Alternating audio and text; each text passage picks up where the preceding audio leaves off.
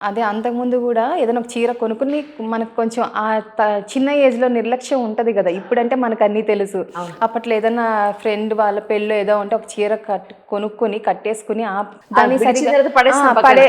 ఒకవైపు అలా నెగ్లిజెన్స్. పడేస్తాం అన్నట్టు ఉంటది. అప్పుడు అమ్మ చెప్పేది, "ఏంటి అలా పడేస్తావు? జాగ్రత్తగా పెట్టుకో" అంటే అప్పుడు ఎక్కేది గాదు. ఇప్పుడు ఇన్ అండ్ ఔట్ తెలిసిన తర్వాత ఒక చీర నేయటానికి ఎంత కష్టమో తెలిసిన తర్వాత ఒక చిన్న బేబీలానే ట్రీట్ చేస్తా. ఇప్పుడు మాత్రం చక్కగా మడత పెట్టి పెడతాను. ఇట్స్ నాట్ అబౌట్ మీరు అఫోర్డ్ చేయగలరు అనేది కాదు ఇక్కడ. దానికిచ్చే గౌరవం. దాన్ని వాళ్ళ కష్టాన్ని డిస్‌రెస్పెక్ట్ చేసినట్టు అవుతుంది. ఎలా అంటే అలా పడేస్తే అనేది ఒపీనియన్. అంటే ఒపీనియన్స్ చేంజ్ అవుతూ ఉంటాయి గదా! మనకి తెలుసుకునే కొద్దీ. ఇప్పుడు అలా కాదు. ఒక చీర అంతకుముందు ఒక్కసారే కట్టాలి అనే ఈ మైండ్ సెట్‌లో ఉండేదాన్ని. ఏదైనా ఫంక్షన్ వస్తే ఇంకో చీర మొన్నే కదా కట్టేద్దాం. కట్టాం. దీని మీద ఫోటోలు ఇంకోటి ఉన్నాయి, కడదాం. వీడియోలు ఉన్నాయి, మళ్ళీ ఇది కట్టలేము. ఇప్పుడు అలా లేదు. దాని వెనక ఎంత కష్టం ఉందో తెలుసు గాబట్టి ఆ చీర ఎన్ని సార్లైనా కట్టినా నాకు ఇప్పుడు ఏ ఫోటోలో ఉన్నా పర్లేదు. అంటే అది ఆ human touch and emotion connect అయ్యి ఉంటది గదా! ఒకళ్ళు కూర్చుని నెలల తరబడి, రోజుల తరబడి వాళ్ళ టైం అంతా పెట్టి ఒక చీరని నేస్తారు గదండీ! మన దగ్గర డబ్బులున్నాయన్నట్టు ఊరినే కొనేసి అవతల పాడేయటం కాదు కదా! ఇప్పుడు కష్టం తెలిసిన తర్వాత దాన్ని ఎంత అపురూపంగా చూసుకోవాలో ఇప్పుడు తెలిసిందనమాట. ఇప్పుడు మీరు కట్టుకునే శారీ ఏంటిది? దీన్ని ఏ శారీ అంటారు దీన్ని? ఇది పొందూరు అండి. పొందూరు ఖాదీ. పొందూరు. ఇది మనకు ఆంధ్రాలోనే శ్రీకాకుళంలోనే నేస్తారు. శ్రీకాకుళం దగ్గర పొందూరు. మీరు వాళ్ళిచ్చిన కలర్ కాంబినేషన్స్ లోనే మీరు తీసుకొస్తారా? లేకపోతే మీరు అక్కడ మేము ఉండి చెప్తామండి. కలర్ కాంబినేషన్స్ మేము చెప్తారా? చెప్తాము. కలర్ అవునా? కాంబినేషన్స్, డిజైన్స్ కూడా చెప్తామన్నమాట. ఓకే. ఓకే. సో అలా అయితే మీరు మంచి ఎండలు కాకుండా కాస్త కూల్‌గా ఉన్నప్పుడు వెళ్లి వీడియో చేయాలి. యూజువల్‌గా అదే ఆ సీజన్‌లోనే వెళ్తాను. సమ్మర్‌లో బయటికెళ్ళను గానీ, ఈసారి పని పడి ఎళ్ళాల్సొచ్చింది.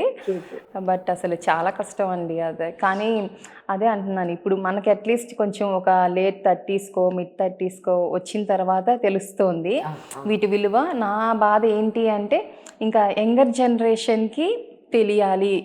హ్యాండ్ ఓవెన్ శారీస్ వాల్యూ అనేది ఉంటదనమాట. బట్ వన్ గుడ్ థింగ్ ఏంటంటే ఇప్పుడు ఈ ఆన్లైన్ వల్ల ఎవరైనా రీసెర్చ్ చేయొచ్చు, వాళ్ళకి తెలుస్తుంది ఎంత కష్టం ఉండేది అని. అండ్ ఇంకోటి అడ్రస్ చేయాలి అనుకున్నది ఏంటి అంటే, యూజువల్గా మనం వెస్టర్న్ బ్రాండ్స్ని ఎక్కువ సెలబ్రేట్ చేసేస్తాం. అవును, చాలా. ఎక్కువ సెలబ్రేట్ చేస్తాము. దే ఫీల్ ప్రౌడ్ అనమాట. అదర్ బ్రాండ్స్, వెస్టర్నైజ్ బ్రాండ్స్ని పెట్టుకోవటం. అదే ఒక హ్యాండ్లూమ్స్కి వచ్చేసరికి ఇప్పటికీ ఎక్కడో ఒక చిన్న చూపు అయితే ఉంది. నేను ఇక్కడ ఎక్స్పెన్సివ్, ఐ అగ్రీ. బట్ ఏమంటానంటే, ఎవరైతే అఫోర్డ్ చెయ్యగలరో వాళ్ళు కూడా అంత ఎంకరేజ్ చేయట్లేదేమో. ఇప్పుడు కొనగలిగే వాళ్ళు కొనుక్కోవచ్చు. ఇప్పుడు మనం 3 lakhs 4 lakhs పెట్టి హ్యాండ్ బ్యాగ్స్ కొంటారు, యాక్సెసరీస్ కొంటారు.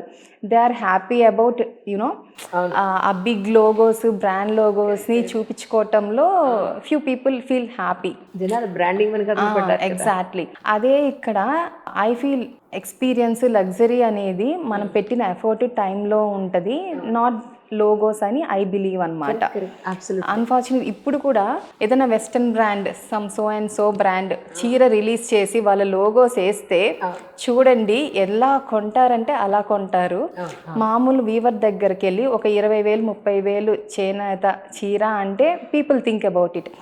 ఎందుకంత కొనాలా అని. అది లేకుండా మన ఓన్ ఆర్ట్స్ని, క్రాఫ్ట్స్ని అక్నాలెడ్జ్ చేసి ఎంకరేజ్ చేస్తే బాగుంటుంది అని నేను అదే అంట. హ్యాండ్లూమ్స్ ఎప్పుడు కూడా క్వైట్ లగ్జరీ అండి. ఓన్లీ హ్యాండ్లూమ్సా మీరు మెయింటైన్ చేస్తుంటే? నేను కొన్ని సిల్క్స్ అండ్ ఇవి కూడా చూసాను నేను యాక్చువల్లీ. అవునండి, 90% హ్యాండ్లూమ్స్ ఉంటాయి. When it comes to Banaras, patola, మనకు అథెంటిక్ మన ఇండియన్ వీవ్స్ ఏవైతే ఉంటాయో అవన్నీ కూడా హ్యాండ్లూమ్సే ఉంటాయి. సెమీస్ కూడా ఉండవు.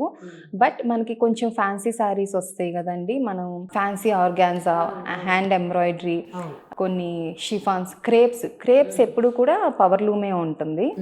మీకు ఆ ఫీల్ చూస్తే కూడా తెలుస్తుంది కదా. అలాంటి అందులో కూడా ప్యూర్ అనమాట, ప్రీమియం క్వాలిటీసే ఉంటాయి.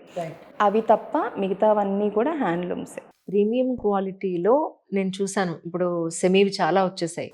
సెమీ పట్టు కానీ, అంటే సెకండ్ క్వాలిటీ చాలా వచ్చేసాయి, థర్డ్ క్వాలిటీ ఇంకా చాలా వచ్చేసాయి.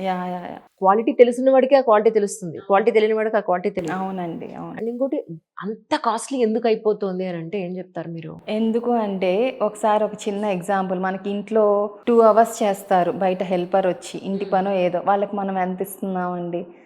ఒకసారి క్యాలిక్యులేట్ చేస్తే పొద్దుటి నుంచి సాయంత్రం వరకు ఇన్ని గంటలు అన్ని రోజుల తరబడి వీవ్ చేసినప్పుడు అతనికి ఎంత పే చేయాలి కదా మనం. ఒక్క వీవర్కి 2000 నుంచి 25,000 వరకు ఓన్లీ వీవింగ్కే వెళ్ళిపోతుంది. అంటే చీర డిజైన్ని బట్టి వీవ్ని బట్టి. సో అక్కడ మనకు ప్రైస్ పడుతుంది. ఇప్పుడు కిలో సిల్క్ 7 కిలోస్ ఉంటుంది. అదే రియల్ జరీకి వెళ్తే ఇంక అసలు చెప్పక్కర్లేదు, మనకి శారీ ల్యాక్స్లోకి వెళ్ళిపోద్ది అనమాట. కొన్ని చీరలు వెయిట్ ఉంటే సూపర్ వెయిట్ ఉంది, దీనికి కాస్ట్ ఉంటుంది అంట.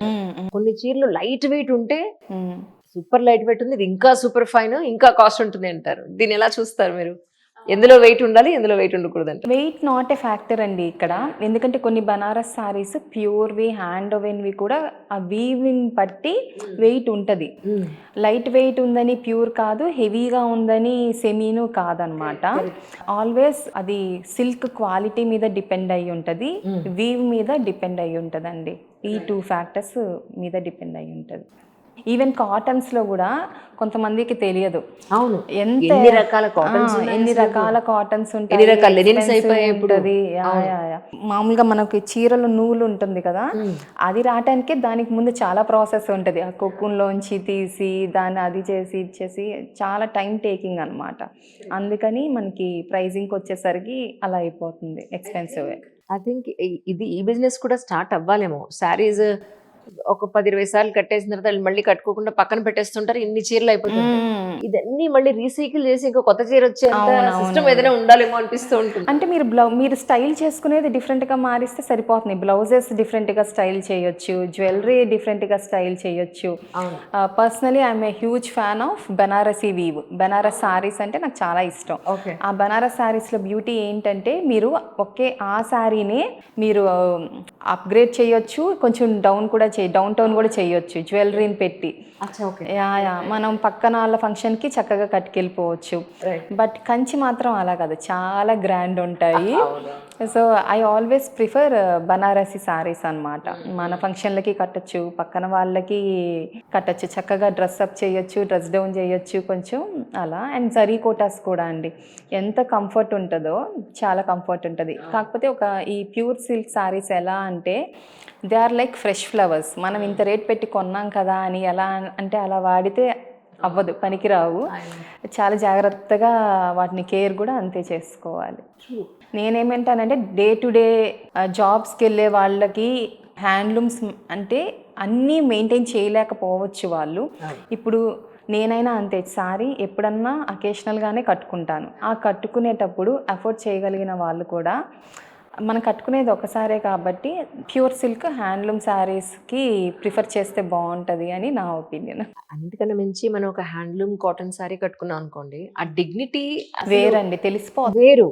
కానీ అది తెలియని వాళ్ళు ఈవిడేమిటి కాటన్ చీర కట్టుకొచ్చింది అన్న పాయింట్ లో చూసేవాళ్ళని నేను చాలా మందిని చూసాను. నిన్న రవిబాబు గారిది ఇంటర్వ్యూ అయింది. అంటే బ్లాక్ అండ్ మరూన్ కలర్ సన్న రంప ఉంచుది టెంపుల్ బోర్డర్ టైపు. నాకు వెంటనే ఏదో చిన్న పనుండి పెడితే వాళ్ళు అక్కడ పెద్దవాళ్ళు ఆల్మోస్ట్ ఒక 60 years అలా ఉంటాయి. కింద నుంచి ఇలా చూసి ఈవిడ డబ్బులు లేనిదేమో అన్నట్టు చూస్తుందేమో. అందులో నేనేమో ఒక అలపోసలు తప్ప ఇంకేం అసలు ఈరోజు షూట్ కాబట్టి ఏదో మార్చాను ఈ మాత్రం అన్నా. అలా చూసి ఒక రకంగా చూసింది ఆవిడ. నాకు అనిపించింది ఈవిడికి హ్యాండ్లూమ్ సంగతి తెలియదు అనుకుంటా. కొంతమంది ఎలిగెంట్ గా ఉంటుంది, సరే కూడా అవసరం లేదండి. కొంతమంది అనుకుంటారు పట్టు చీర అంటే ఎక్కువ చీరలు అంటే ఎక్కువ టూ మచ్ బ్లింగ్ ఉండి ఇంత పెద్ద బార్డర్లు జరీలు అనుకుంటారు. కానీ బట్ సింపుల్ కాటన్ శారీ కూడా జామ్దని శారీస్ అయినా బనారస్లో కూడా ఉంటుంది జామ్దని. ఆ కాటన్స్ ఎంత ఎక్స్పెన్సివ్ అంటే చూడటానికి నార్మల్ కాటన్ శారీ లానే ఉంటుంది, బట్ కట్టే వాళ్ళకి తెలుస్తుంది అన్నమాట.